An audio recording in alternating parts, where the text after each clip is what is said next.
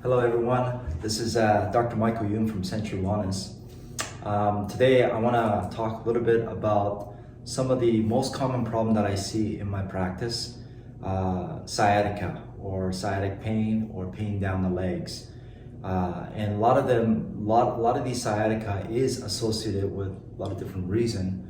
But I want to explain to you what exactly is sciatic nerve and how does it create, what causes the sciatic nerve pain to occur, and what are some of the things that we need to look out for, and what are the things that we look out as a clinician to assist and improve people's body. So let's talk about the anatomy first. The model of a spine, and you can see from the spine right here. And this section is the neck, the thoracic spine, and the lumbar spine. So the sciatic nerve exits out of these lower back lumbar spine, and underneath the lumbar spine there's a structure called sacrum, and there's two bones that almost look like a wing called the ilium, and these bones attach to the hip joint. And so these joints and these pelvis is almost like a foundation of your body. Now there's a lot of things that could happen during the course of our life, including certain habits, certain trauma, certain injuries that we incur in our body that could cause imbalance and offsetting of these structures. And typically, the lumbar spine is supported by the soft gelatinous space called discs. And in between the disc, there's the bone called vertebra, and there's a space in which the nerve actually exits out of these lumbar spine. And when these nerves flow out properly, it typically gives you proper nerve function, proper sensation, without any type of pain and discomfort. The problem is our body is meant to always move. The spine can cause twisting and bending and curvature. And these curvature left uncorrected for a period of time could cause a fair amount of irritation to the disc and degenerative change to the disc, and could cause overstretching of the nerve. The nerve in the lumbar spine, as I mentioned, is the sciatic nerve. They can get compressed, they can get overstretched, which leads to pain down to the buttock and down to the leg as well. Such as sitting too much, or even some injuries, sports injury, falling down the stairs, falling off the trees. And as an active person, as a young person, you can have some injuries to your back that doesn't really manifest as symptoms, but as you get older, it leads to symptoms and problems. This big nerve that travels underneath the sacrum is the sciatic nerve, behind the leg, traveling all the way down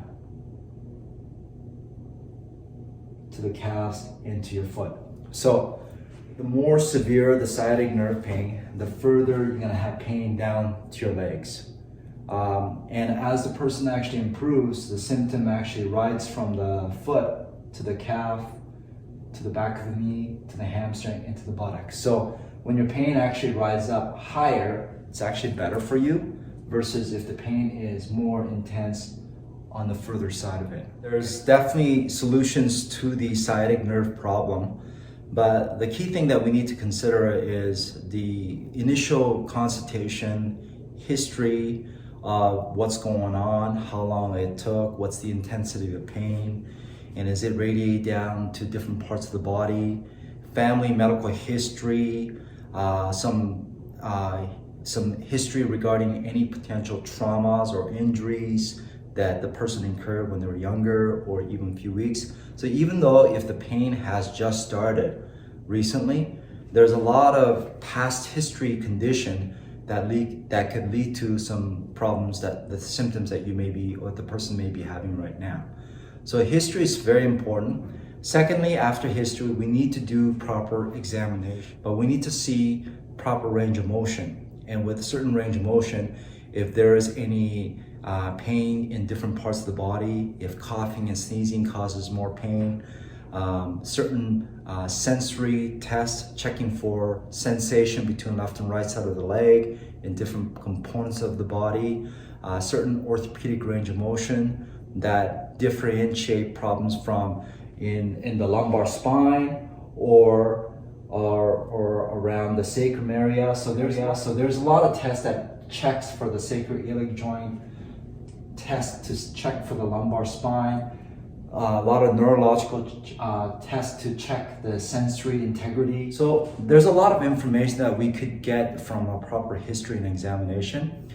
And afterwards, if we need to take some films. We need to take some x-rays to determine whether or not that person has any arthritis or degenerative changes or thinning of the disc.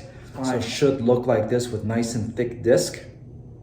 But when a person has chronic deterioration and degenerative changes, the disc could thin out and eventually lead to more thinning or even disc herniation and degenerative changes and some fusion. So for us to not understand the structure of the person's body and start treating, we're actually second guessing, and we don't want to be able to treat the person without proper analysis and proper assessment. And these informations are put together like a puzzle to determine what sort of condition that the person has and whether or not we need to refer out, whether or not it is a red flag, and whether or not we can approach it through our clinical measures and techniques and expertise. Has weak gluteus medius muscles, and they have to overcompensate by tightening a muscle called piriformis. The piriformis muscle lies on top of the sciatic nerve, which then cause irritation down the legs as well. That is a piriformis muscle that connects to the hip and to the sacrum.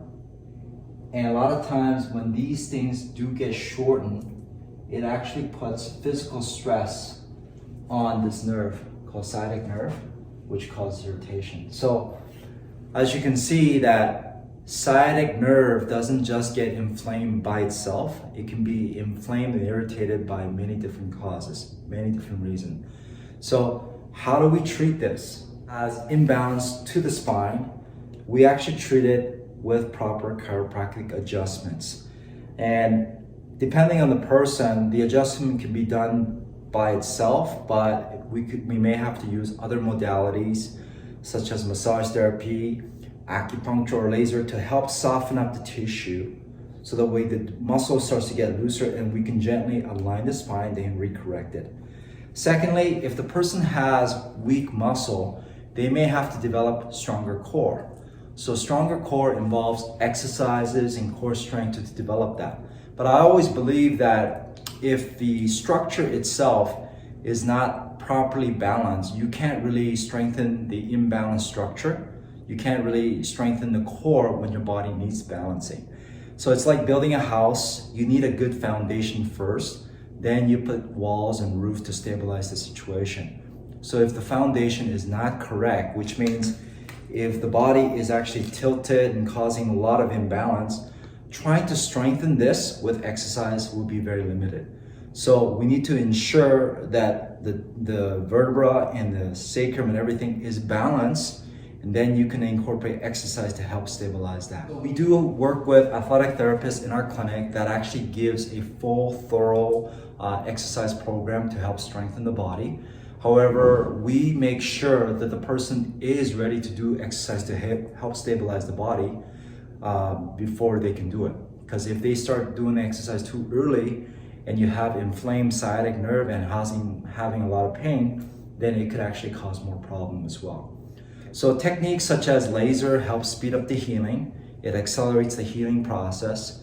Acupuncture helps to loosen up the muscle, increase blood flow. Of course, chiropractic adjustment aligns the spine.